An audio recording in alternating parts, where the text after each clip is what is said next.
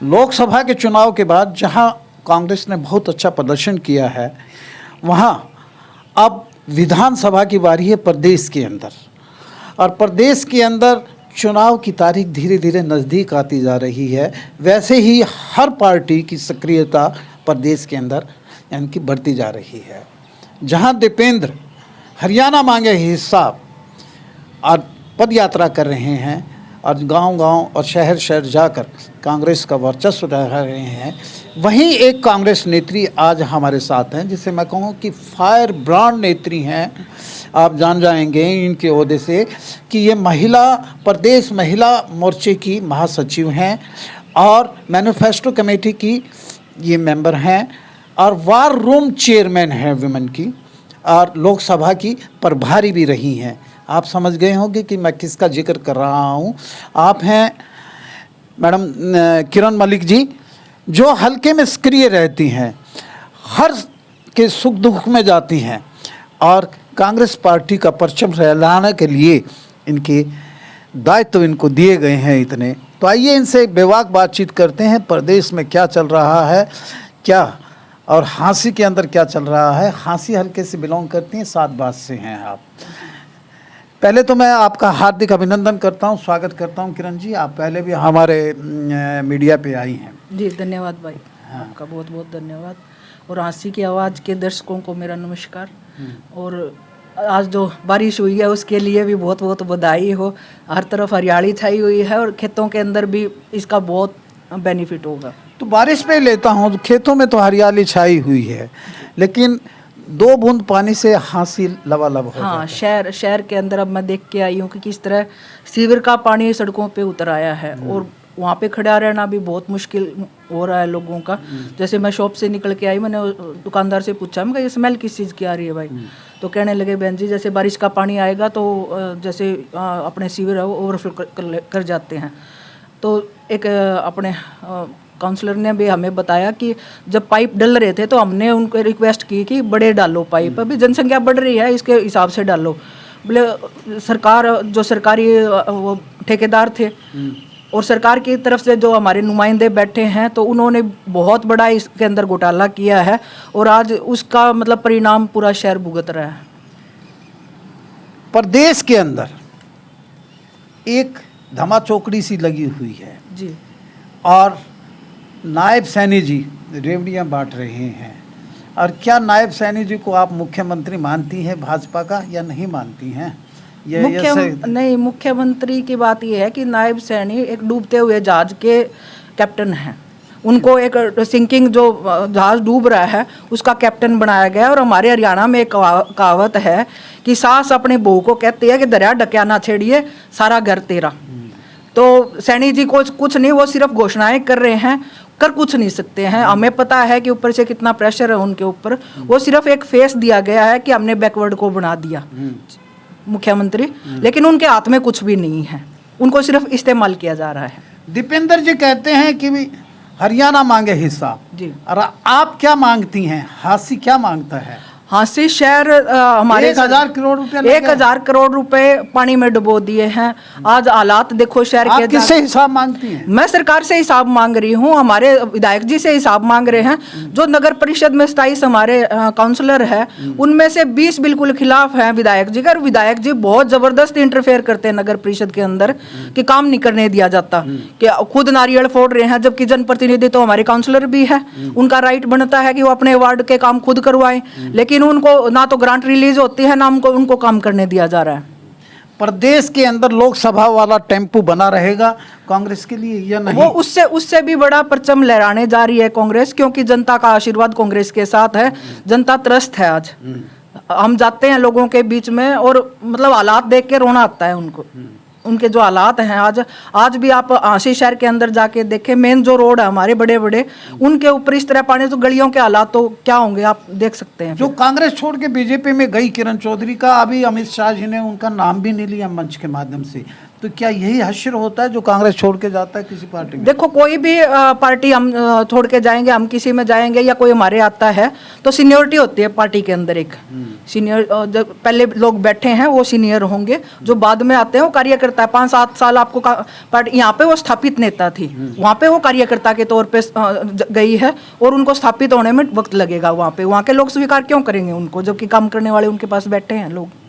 क्या लगता है किन किन मुद्दों के ऊपर आप प्रदेश के अंदर कांग्रेस का परचम लहराएंगी? आप क्या भ्रष्टाचार है क्या? ऐसे कौन से मुद्दे नहीं है जिसके ऊपर हम नहीं, विकास का मुद्दा है, बेरोजगारी का सबसे ज्यादा, और आप अपराध देख रहे हैं झांसी के अंदर हर हफ्ते एक मर्डर हो रहा है। पीछे भाई रविंदर सैनी, उनको श्रद्धांजलि देती हूँ मैं।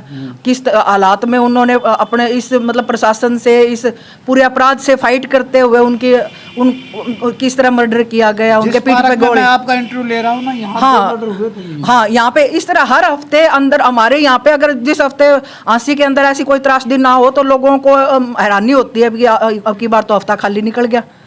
बीजेपी बिना खर्ची और बिना पर्चे की बात करती है, अब भ्रष्टाचार जीरो की बात करती है, क्या आपके गले उतरता है क्या? नहीं, जो उनके चेयरमैन हैं, जो नौकरी देने वाला उनका विभाग है, उनके चेयरमैन के पास कैश पकड़ा गया उसी ऑफिस में, जो उनके वो वहाँ पे पदाधिकारी बने बैठे हैं, तो खर्ची पर्ची और क्या होती है फिर? दीपेंद्र जी चल पड़े हैं, यानी बिल्कुल उनकी शुरुआत होगी है करनाल से, और 19 तारीख को वो शाम को 4:30 बजे मैं सभी को आमंत्रित करती हूँ कि भाई को आके सुने और झांसी आएंगे। हाँ, झांसी आएंगे वो, और पद यात्रा झांसी शहर के बीच से हम शांति का माहौल, सद्भावना का माहौल बनाने के लिए भाई झांसी शहर के बीच से निकलेंगे, हम पैदल निकलेंगे यहाँ से। जब महिलाओं की बात आती है, नारी शक्ति की बात आती है, कांग्रेस के अंदर खासकर आती है, और मैं दूसरी पार्टियों में भी नहीं देख पा रहा हूँ कि नारी शक्ति आप जैसी कोई फायर ब्रांड नेता हो, तो क्या कहाँ पाती हैं अपने आप को आप कांग्रेस के अंदर, और खासकर झांसी हल्के में? कांग्रेस ने हमेशा से महिलाओं का बहुत मान, चाहे इंदिरा जी रही हैं, सोनिया जी रही है, प्रियंका जी, ये हमारे आदर्श हैं। और हम सब महिलाएं चाहते हैं कि, मैं तो चाहती हूँ कि ज़्यादा से ज़्यादा महिलाएं फील्ड में आए, कांग्रेस में आए, आगे बढ़े हैं, अच्छे पदों पर पहुँचे, लोगों की सेवा करें। आप कितने आश्वस्त हैं कि अब 3 महीने बाद चुनाव हो जाएगा और कांग्रेस क्या परचम फिर लहराएगी? और आप अपनी टिकट के लिए भी कितनी हैं कि एक, जब हमारा जो आकलन है, जो सर्वे कहता है, जब किसी महिला को टिकट मिलेगी तो सबसे पहले आपका नाम क्यों उभर के आता है? तो वो तो पार्टी के ऊपर बात है सारी, और मैं आश्वस्त हूँ कि मैं जैसे काम कर रही हूँ, अपनी मेहनत कर रही हूँ, तो उस चीज़ को लेकर मैं आश्वस्त हूँ कि पार्टी इस चीज़ पे गौर करेगी। कांग्रेस यानी कि भ्रष्टाचार उन्मूलन कर देगी? बिल्कुल। क्या बीजेपी भ्रष्टाचार में आकंठ डूबी है? बिल्कुल अनुसार नहीं, मेरे अनुसार भी, और पूरी जनता इतनी त्रस्त है कि हालात बहुत खराब कर रखे हैं प्रदेश के अंदर, देश के अंदर। हाँ, लॉ जिस तरह हम रोज भुगत रहे हैं, 3 दिन हम सड़कों पे बैठे रहने के बाद रविंदर भाई के परिवार को आश्वासन मिला है, वो पकड़े गए हैं अपराधी या नहीं पकड़े गए, अभी तक तो इस बात का भी सच झूठ कुछ सामने नहीं आया है। ऐसे जबकि इनकाउंटर होने चाहिए, अपराध मुक्त होना चाहिए हरियाणा, अगर आप जेल में से बैठ के अपराधी यहाँ पे सरकार चला रहे हैं।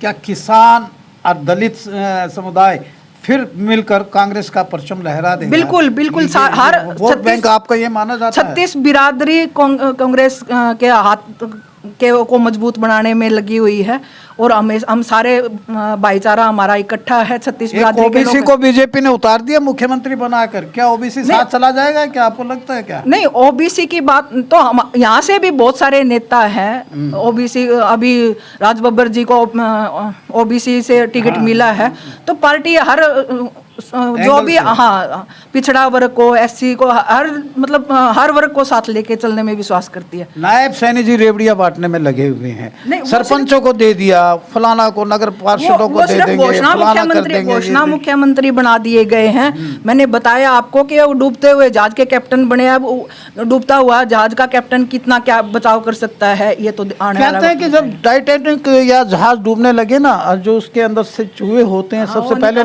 निकल के आते हैं। क्या यहाँ से भी कोई निकल के आएगा? क्या मैं चूहे तो नहीं कहूंगी, लेकिन सबका स्वागत है पार्टी के अंदर। किसी को चूहा वो गलत है ये बात कहना, लेकिन सबका पार्टी के अंदर, कांग्रेस के अंदर स्वागत होगा, और जैसे भी पार्टी निर्णय लेगी हम उनके साथ खड़े हैं। तो किरण कितनी अस्वस्थ हैं, और क्या आपको अगर टिकट मिल जाती है तो यहाँ पूरी 7 बास की तो आप बहू हो, और युवा यानी कि जितनी भी नारी शक्ति है, युवा मेरे बच्चे हैं, मेरी बहनें हैं, मेरा पूरा हल्का मेरा परिवार है। और हमेशा मैं आपके माध्यम से कहना चाहूंगी कि मुझे इस राजनीति से कुछ नहीं कमाना। इस मतलब प्रकृति के बीच में बैठी हूँ मैं, सामर्थ्य परिवार से हाँ, हैं, एक किसान नहीं, हम दाल रोटी खा के मिर्च रोटी खाने वाले लोग हैं। हमारे ना तो बड़े शौक हैं, ना मैंने ओढ़न पैरन का शौक है। एक बच्चा वो अपना आप कर लेगा। ये राजनीति में उतरने से पहले ये सभी कहते हैं, उसके बाद भी नहीं, ऐसा आप रहेगा। अगर मेरे को मौका मिलता है और आप साथ ही काम करेंगे, अगर ऐसा ना करूं तो आप यहीं पे हैं, आप फिर पूछना ये बात मेरे से। अच्छा, क्योंकि प्रूव करने के लिए मेरे को मौका तो चाहिए होगा। किरण मलिक एक ऐसी हैं जो कहती हैं कि मैं राजनीति में एक समाज सेवी बन के आऊँगी और समाज सेवा ही मेरा धर्म है।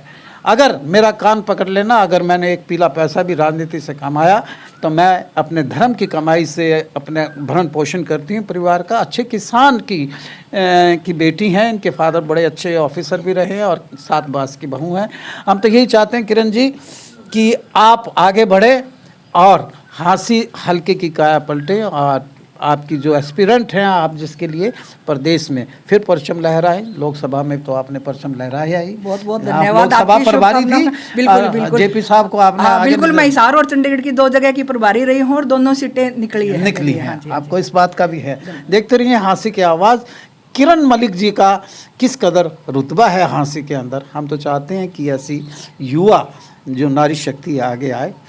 इस वीडियो को ज़्यादा से ज़्यादा शेयर कीजिए, लाइक कीजिए, हमारे पेज को फॉलो कीजिए, ताकि इसी तरह चुनाव के नज़दीक हम सभी ऐसे स्पष्ट नेताओं को आपके समक्ष लाने का प्रयास करें। देखते रहिए। Take care of yourself. बारिश हो रही है, कहीं पाँव फिसल ना जाए क्योंकि ढक्कन खुले हैं सीवर के। Thank you very much.